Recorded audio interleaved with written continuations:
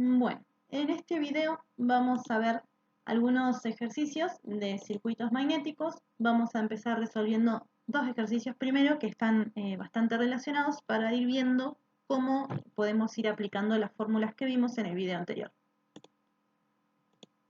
En nuestro primer ejercicio nos piden que para el circuito de la figura calculemos la corriente que tiene que circular a través de este devanado para inyectar en el circuito un flujo magnético que tenga un valor de 0,003 Weber, teniendo en cuenta que en el solenoide hay 50 espiras. Nos dan también como dato la curva de excitación magnética que corresponde al material con el que está construido este circuito. Primero, sabemos que, como nos piden encontrar la corriente, vamos a utilizar la fórmula que relaciona la corriente con los datos que nos están dando en nuestro ejercicio. Sabemos que la excitación magnética es igual a la cantidad de vueltas del solenoide, que es un dato, por la corriente, que es lo que queremos encontrar, dividido la longitud media del circuito. Si hacemos un poco de matemática, pasando la longitud media multiplicando y la cantidad de vueltas del solenoide dividiendo, vamos a encontrar que la corriente va a ser igual a H por L sobre N. Para calcular la longitud media, vamos a tener en cuenta lo siguiente. La longitud media corresponde al trayecto que recorre el flujo por el medio de nuestro circuito magnético, que vendría a ser el camino de rayas. Si quisiéramos calcular primero un tramo, sabemos que el largo de este tramo, el largo total de punta a punta, mide 170 milímetros. Pero la longitud media de este primer tramo no es de 170 milímetros.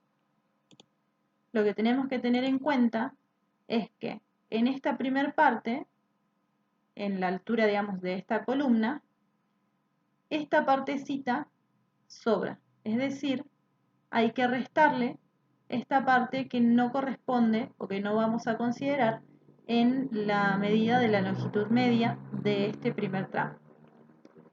Como sabemos que cada brazo mide 60 milímetros y el camino medio arranca a la mitad, vamos a restarle entonces a estos 170 milímetros 30 milímetros de este lado. Pero lo mismo ocurre en el brazo derecho. También nos sobra la mitad de este brazo, que sabemos que también mide 30 milímetros. Entonces, para poder calcular el camino medio de este primer tramo, lo que vamos a hacer es, a la longitud total, 170 milímetros, le vamos a restar 30 milímetros de cada lado. Es decir, a los 170 milímetros totales, le vamos a restar 30 milímetros dos veces, uno por cada lado. Una vez que tenemos esta cuenta, vamos a multiplicarlo por 4 porque la longitud de este camino medio va a ser igual a la longitud de estos tres caminos medios. Entonces, para obtener el total, vamos a multiplicar el valor de 1 por 4. Haciendo esta cuenta, vamos a encontrar que la longitud media total, ya correspondiente a los 4 caminos, va a ser de 440 milímetros, que a través de una regla de 3 simples lo pasamos a 0,440 metros. Recordemos siempre que la longitud media la vamos a medir siempre en metros. Ya encontramos L, tenemos N, ahora nos falta encontrar la excitación magnética. Para eso vamos a recurrir a la fórmula de la B, que era flujo sobre sección del área transversal que está atravesando este flujo. Sabemos que en nuestro circuito nos pedían o nos exigían que circule un flujo de 0,003 Weber.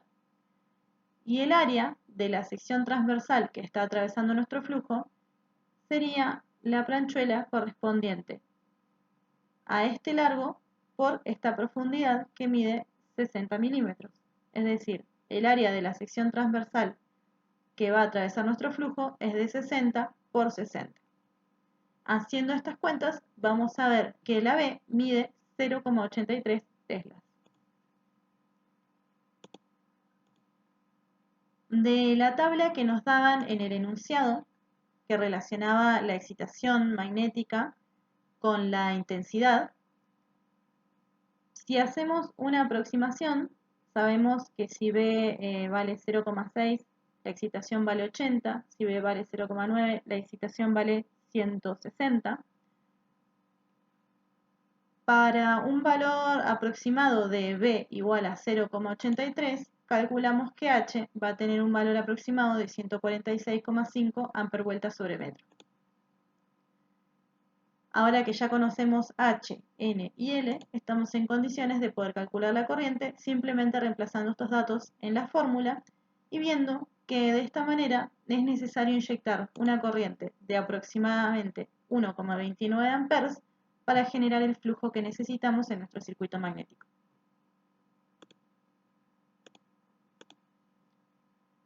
En el ejercicio que sigue, nos piden que para el mismo circuito magnético del ejercicio anterior, calculemos la corriente que tiene que circular por el solenoide para el mismo flujo de 0,003 Webers, nada más que ahora vamos a agregar un entrehierro en el brazo derecho que tiene una altura de 2 milímetros y vamos a considerar una dispersión del flujo del 5%. Esto quiere decir que del flujo magnético que está circulando adentro de nuestro circuito magnético, un 5% se pierde o se dispersa hacia afuera del material. Como necesitamos encontrar la corriente, vamos a usar la misma fórmula que usamos en el inciso anterior, corriente igual a H por L sobre N, pero ahora vamos a tener que tener en cuenta lo siguiente.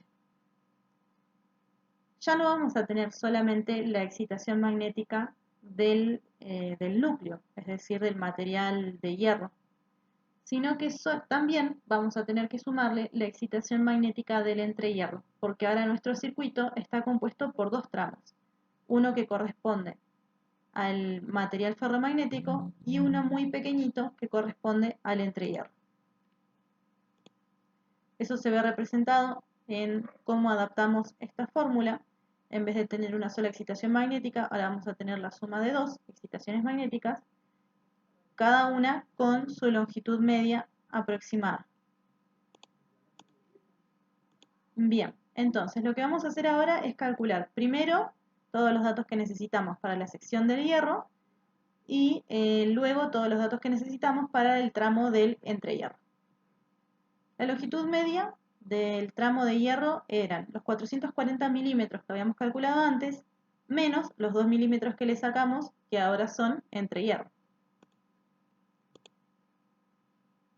Volvemos a calcular el B, el flujo que nos pedían sigue siendo el mismo, el área también sigue siendo el mismo, por lo tanto vamos a tener 0,83 teslas en este punto.